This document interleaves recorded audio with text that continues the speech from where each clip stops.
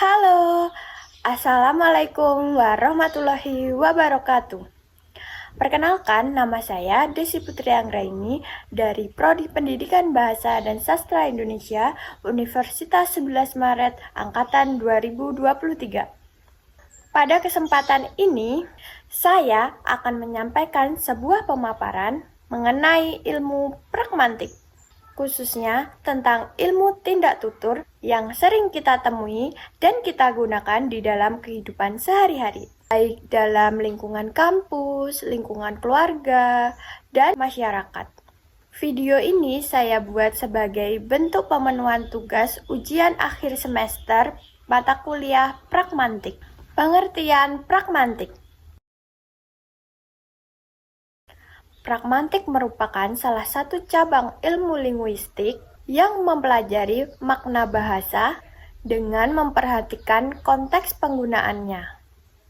Artinya, dalam pragmatik, makna dari suatu tuturan tidak hanya dilihat dari susunan kata atau struktur kalimatnya saja, tapi juga dari situasi ketika tuturan tersebut diucapkan. Siapa penuturnya, siapa mitra tuturnya, serta tujuan apa yang ingin disampaikan melalui tuturan tersebut. Selanjutnya, pengertian tindak tutur. Salah satu konsep penting dalam kajian pragmatik adalah tindak tutur. Tindak tutur dapat diartikan sebagai suatu tindakan yang dilakukan oleh seseorang melalui ujaran bahasa. Dengan kata lain, ketika seseorang berbicara, ia tidak hanya mengucapkan rangkaian kata, tetapi juga melakukan suatu tindakan tertentu, seperti meminta, memerintah, menyarankan, menolak, atau bahkan memberikan izin. Karena itulah, memahami tindak tutur merupakan hal yang sangat penting agar komunikasi dapat berlangsung secara efektif dan tidak menimbulkan kesalahpahaman. Yang selanjutnya, jenis-jenis tindak tutur. Yang pertama, tindak tutur lokusi. Tindak tutur lokusi merupakan tindakan mengucapkan sesuatu secara apa adanya sesuai dengan makna kata dan struktur kalimat yang digunakan. Tuturan ini biasanya bersifat informatif dan tidak mengandung maksud tersembunyi. Contohnya, hari ini cuacanya terasa sangat panas banget. Tuturan tersebut hanya berfungsi untuk menyampaikan informasi sebuah kondisi cuaca pada hari tersebut.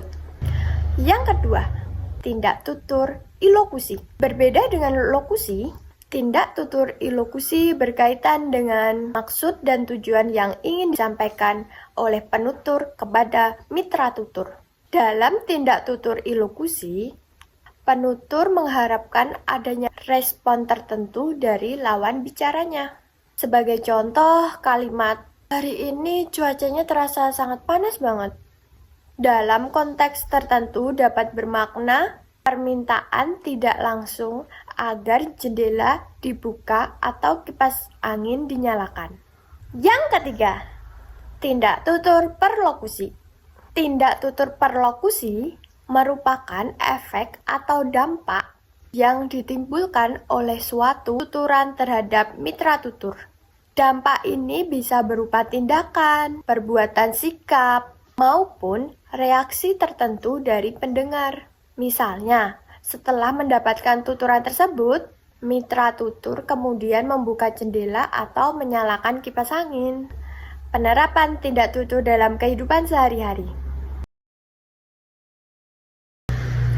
Berikut ini akan saya sampaikan beberapa contoh penerapan tindak tutur yang sering kita jumpai dalam kehidupan sehari-hari. Yang pertama, di lingkungan kampus. Seseorang dosen berkata kepada mahasiswa, tugas ini dikumpulkan hari ini sebelum 12 siang. Secara lokusi, tuturan tersebut hanya berupa pernyataan. Namun secara ilokusi, tuturan tersebut bermaksud memberikan perintah kepada mahasiswa. Sedangkan perlokusinya, mahasiswa kemudian mengumpulkan tugas sesuai dengan instruksi yang diberikan. Yang kedua, di lingkungan keluarga. Seorang ibu berkata kepada anaknya, "Kamarnya kelihatan masih berantakan deh."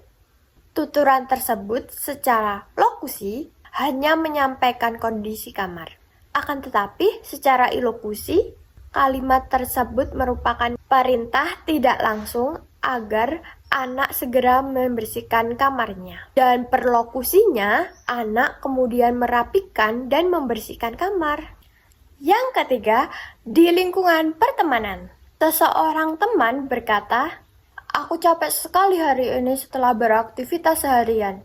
Dalam konteks tertentu, tuturan tersebut dapat dimaknai sebagai permintaan tidak langsung untuk beristirahat atau sekadar ingin ditemani dan diperhatikan. Yang keempat, di lingkungan masyarakat.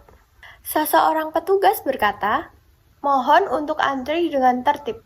Tuturan tersebut mengandung tindak tutur ilokusi berupa himbauan dan perlokusinya masyarakat kemudian mengantri dengan tertib. Pentingnya konteks dalam tindak tutur. Berdasarkan contoh-contoh yang telah saya sampaikan, dapat disimpulkan bahwa konteks memiliki peranan yang sangat penting dalam menentukan makna suatu tuturan. Tanpa memahami konteks dengan baik, seseorang dapat dengan mudah salah menafsirkan maksud penutur, sehingga berpotensi menimbulkan kesalahpahaman dalam proses komunikasi. Nah, sekarang sebagai penutup dapat disimpulkan bahwa tindak tutur merupakan sebuah kajian utama dalam pragmatik, karena melalui bahasa, manusia tidak hanya menyampaikan informasi, tetapi juga melakukan berbagai tindakan sosial dalam kehidupan sehari-hari. Dengan memahami konsep tindak tutur, kita diharapkan mampu menggunakan bahasa secara lebih tepat, santun, dan sesuai dengan konteks ketika berkomunikasi dengan orang lain. Demikian pemaparan saya mengenai tindak tutur dalam sebuah kajian pragmatik. Terima kasih atas perhatiannya Bapak dan Ibu dan teman-temanku sekalian. Wassalamualaikum warahmatullahi wabarakatuh.